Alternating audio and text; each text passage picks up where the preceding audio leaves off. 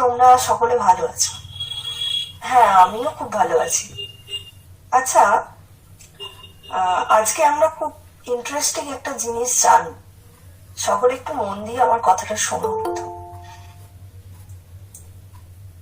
ধরো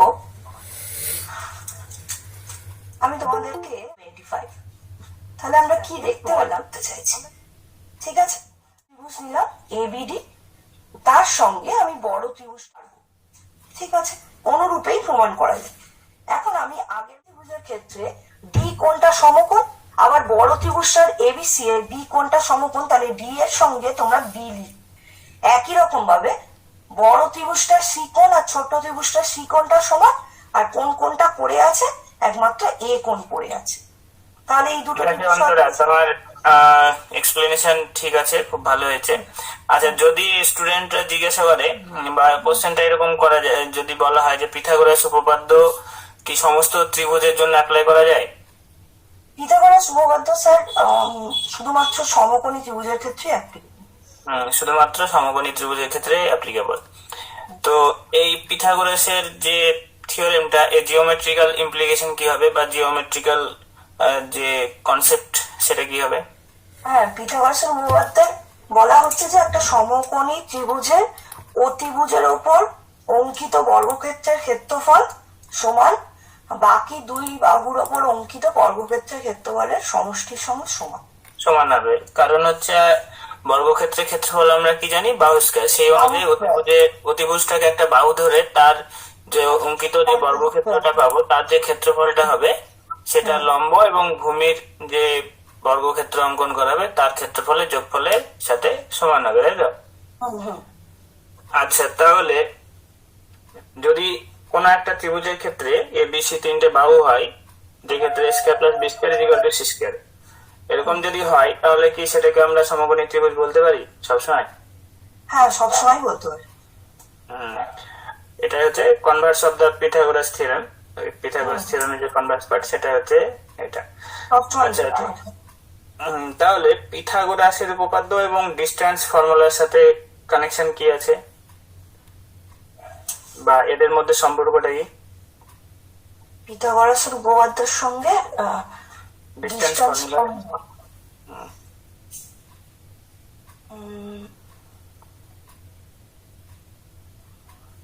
distance formula বলতে coordinate জিওমেট্রির কথা বলছেন স্যার? হ্যাঁ, কোঅর্ডিনেট জিওমেট্রিতে। কোঅর্ডিনেট জিওমেট্রিতে তো ডিস্টেন্স ফর্মুলা আমরা যেটা বলেছিলাম যে দুটো বিন্দু, একটা হচ্ছে x1 y1 আর একটা হচ্ছে x2 y2, এই দুটো বিন্দুর মধ্যে দূরত্ব হচ্ছে root under x2 minus x1 তার হোল স্কোয়ার যোগ y2 মাইনাস y1 তার হোল স্কোয়ার।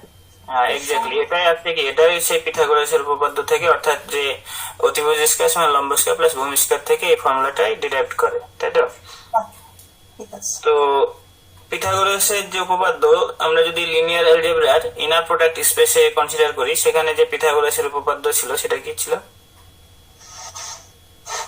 সেটা স্যার নর্ম দিয়েছিল মোস্ট প্রবাবলি, মনে নেই। ঠিক আছে, তো ভেক্টরের অর্থোগোনালিটি বলতে কি বোঝায়?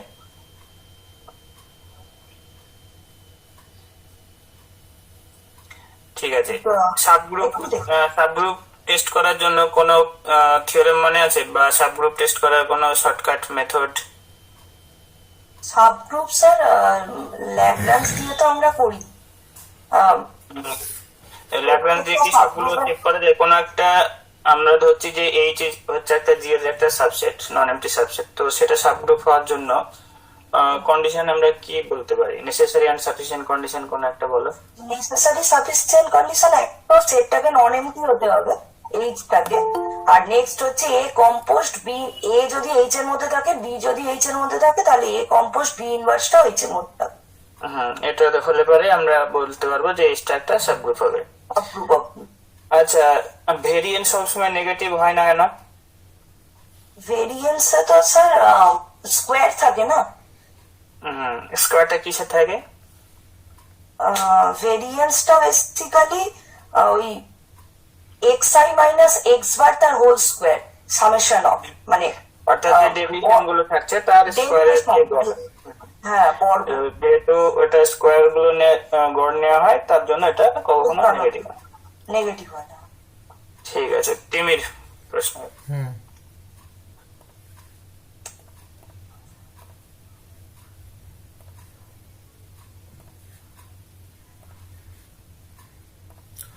আমরা পিথাগোরাস থিওরিম থেকে কিউবয়েডের ডায়াগোনাল বার করতে পারি। পিথাগোরাস থিওরেম থেকে কিউবয়েডের ডায়াগোনাল, আচ্ছা diagonal- হ্যাঁ স্যার বার করতে পারি। কতবার অ্যাপ্লাই করতে হবে? দুবার অ্যাপ্লাই করতে হবে। 2 টাইমস। হ্যাঁ। ঠিক।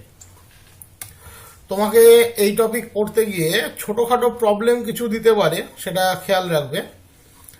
আচ্ছা, আমরা ইকুইল্যাটারাল ট্রায়াঙ্গেলের যদি সাইড এইচ হয়, তার যে হাইট, সেটা কি পিথাগোরাস থিওরেম থেকে বার করতে পারি? ইকুইল্যাটারাল ট্রায়াঙ্গেল তার হাইট, ইকুইল্যাটারাল ট্রায়াঙ্গেল হ্যাঁ উইথ সাইড এ, হ্যাঁ তার হাইট কি আমরা পিথাগোরাস থিওরেম থেকে বার করতে পারি? হ্যাঁ বার করতে পারবো। আচ্ছা, ভ্যালু কত হয়? এটার হাইট √3/2 ইন্টু এ। আর একটা কোশ্চেন, খুব ভালো কোশ্চেন, যেটা তোমাকে অলরেডি স্যার জিজ্ঞেস করেছে, কোঅর্ডিনেট জিওমেট্রির সাথে রিলেশন। আচ্ছা, আমরা অবটিউস অ্যাঙ্গেল আছে এমন কোনো ট্রায়াঙ্গেলের ক্ষেত্রে একে ব্যবহার করতে পারি? অবটিউস আর স্থূলকোণী আছে, স্থূলকোণী এর ক্ষেত্রে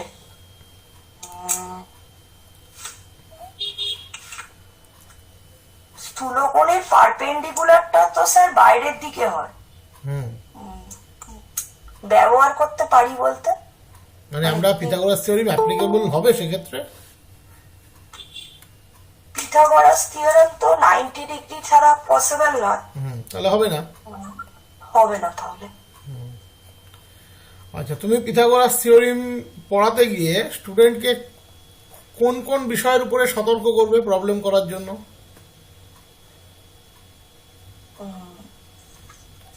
পিথাগোরাস থিওরেমের মানে প্রমাণটার জন্য, প্রমাণ নয়, প্রবলেমের জন্য কোন কোন বিষয়ের উপরে সতর্ক করবে?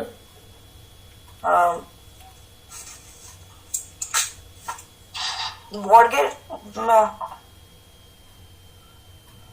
বর্গরও আগে কিছু আছে, সেটা হচ্ছে পারপেন্ডিকুলার, তাই না? হ্যাঁ সমকোণী ত্রিভুজটা আগে হতে হবে। হাইপোটেনিউসটা আগে আইডেন্টিফাই করতে হবে, তাই তো?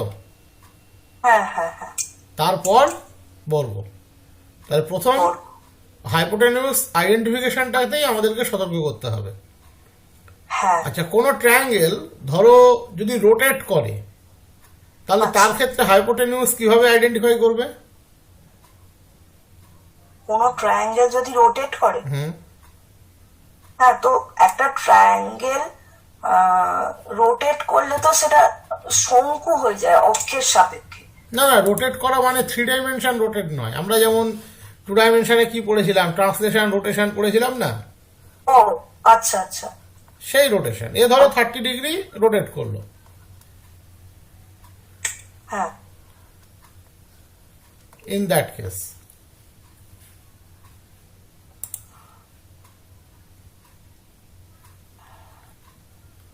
প্রশ্নটা এখন করবেন। কোন ট্রায়াঙ্গেল ধরো একটা পজিশনে আছে, তুমি তার হাইপোটেনিউস জানো, তাই তো? আচ্ছা এবার সে রোটেট করলো 30 ডিগ্রি, আচ্ছা, তাতে কি হাইপোটেনিউসের ভার্টেক্সের কোনো পরিবর্তন হয়? না না না হয় না। তাহলে কোনো অসুবিধাই নেই। না না একদমই হয় না। ঠিক আছে, এটা খুব ভালো কোশ্চেন কিন্তু। হ্যাঁ। তার হাইপোটেনিউসের পজিশনের তো কোনো পরিবর্তন, তার ভার্টেক্সের কোনো পরিবর্তন হয় না এই ক্ষেত্রে, রোটেশনের না না ক্ষেত্রে। না রোটেশনে ওটা হবে হ্যাঁ, তাহলে তার জন্য কোনো কিছুরই কোনো পরিবর্তন হবে না। না। ঠিক আছে। আচ্ছা, হ্যাঁ। 3, 4, 6 এদেরকে আমরা পিথাগোরিয়ান ট্রিপলেট বলতে পারি?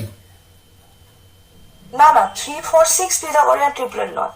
3, 4, 5 হলো ট্রিপলেট নয়। না। আচ্ছা, কোনো থিওরিম যদি পিথাগোরাস থিওরিম স্যাটিসফাই না করে, কোনো থিওরিম নয়, কোনো ট্রায়াঙ্গেল, তাহলে সেই ট্রায়াঙ্গেলকে আমরা কি বলতে পারবো? পিথাগোরাস থিওরেম যদি Satisfy স্যাটিসফাই না না করে, করে, তাহলে আমরা সেই থিওরি ট্রায়াঙ্গেলটিকে কি ধরনের ট্রায়াঙ্গেল বলতে পারবো? সেটা তো এক তো সমকোণী হবে না। ব্যাস এইটুকুই, সমকোণী হবে না। হবে না, আচ্ছা। একদম। আচ্ছা, ডিফারেনশিয়াল ইকুয়েশন কেমন লাগে তোমার? ভালো। ভালো লাগে ডিফারেনশিয়াল ইকুয়েশন। ডিফারেনশিয়াল ইকুয়েশনের সিঙ্গুলার সলিউশন বলতে আমরা কি বুঝি? ডিফারেন্সিয়াল ইকুয়েশনের সিঙ্গুলার সলিউশন হচ্ছে এমন একটা সলিউশন যেটা আমরা জেনারেল সলিউশন থেকে পাই না। হুম। ওটা আমরা ডিফারেনশিয়াল ইকুয়েশনে কত ধরনের সলিউশন পাই? 3 ধরনের পাই, একটা জেনারেল সলিউশন, একটা পার্টিকুলার সলিউশন, একটা সিঙ্গুলার সলিউশন। আচ্ছা, সিঙ্গুলার সলিউশন আর পার্টিকুলার সলিউশনের পার্থক্য? দুটোই কিন্তু জেনারেল সলিউশনের থেকে ডিফারেন্ট। হ্যাঁ, জেনারেল সলিউশনে পার্টিকুলারলি যে বলো। কনস্ট্যান্ট গুলো ওর ভ্যালু গুলো পার্টিকুলার ভ্যালু গুলোকে চুজ করে আমরা পার্টিকুলার সলিউশন পাই। কিন্তু সিঙ্গুলার সলিউশন কিন্তু কোনো রকম ভাবে আরবিটারি কনস্ট্যান্টের ভ্যালু পুট করে পাওয়া যায় না। ওটা টোটালি ডিফারেন্ট একটা সলিউশন যেটা সলিউশন থেকে পাওয়া যায় না, অথচ ডিফারেন্সিয়াল ইকুয়েশনকে স্যাটিসফাই করে। আচ্ছা, সিঙ্গুলার সলিউশন এবং পার্টিকুলার সলিউশনের মধ্যে মানে ডিফারেনশিয়াল ইকুয়েশনের সাথে কানেক্টেড কে, জেনারেল সলিউশনের সাথে কানেক্টেড কে? Particular solution. আচ্ছা, ইন্টিগ্রেশন কেমন লাগে? হ্যাঁ, ভালো, চেষ্টা করুন। আচ্ছা, ইন্টিগ্রেশনে আমরা ধরো একটা integration a to b fx dx, যখন আমরা একে ইন্টিগ্রেট করি, a to b fx dx নয়, এটা ডেফিনাইট ইন্টিগ্রাল হয়ে গেল। ধরো একটা ইন্টিগ্রেশনে আমরা এই যে লিখি integration a to b fx dx plus c constant of integration. এই কনস্ট্যান্ট অফ ইন্টিগ্রেশন একে ইন্টিজার হতে পারে? কনস্ট্যান্টটা হ্যাঁ হতে পারে। আচ্ছা, ইমাজিনারি নাম্বার, কমপ্লেক্স নাম্বার?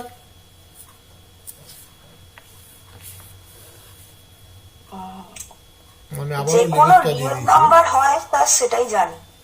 আচ্ছা, কমপ্লেক্স কমপ্লেক্স ফিল্ডটার সম্পর্কে আইডিয়া নেই। যে কোনো রিয়েল নাম্বার হতে পারে, এতটুকু জানি।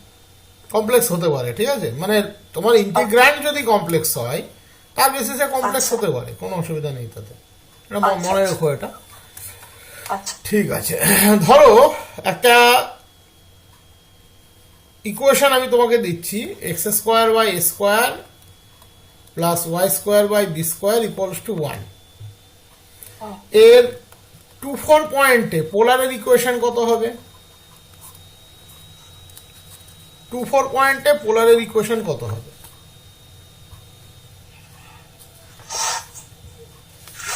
2-4 পয়েন্টে পোলারের ইকুয়েশন, তো এটা তো ডেরিভেটিভ করতে হবে।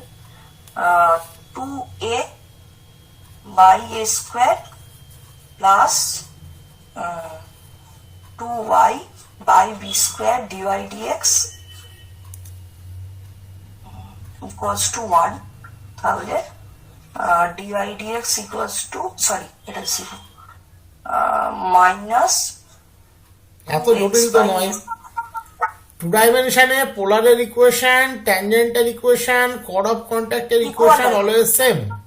তাহলে এটা যদি x1 y1 পয়েন্টে হতো তাহলে ইকুয়েশনটা হতো x1 by A square plus y1 by B square equals to 1। Short technique use করবে, x dot x by A square plus y dot y by B square equals to 1। এবার x এর জায়গাতে x1, y এর জায়গাতে y1 বসাবো।